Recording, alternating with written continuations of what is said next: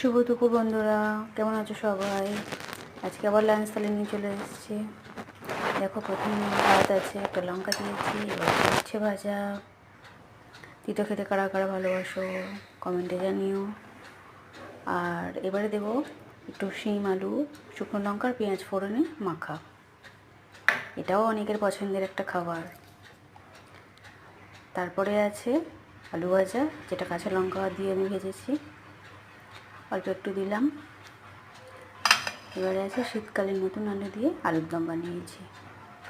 এটা কেমন হয়েছে একটু জানিয়ে তো। একটু শুকনোই বানিয়েছি।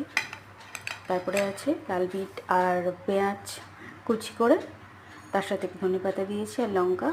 এটা স্যালাড বানিয়েছি, সাথে লেবু আছে। এই থালিটা কেমন হয়েছে একটু জানিও।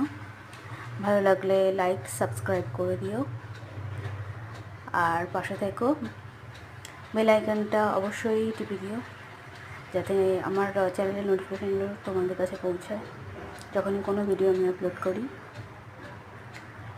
পাশে থাকো।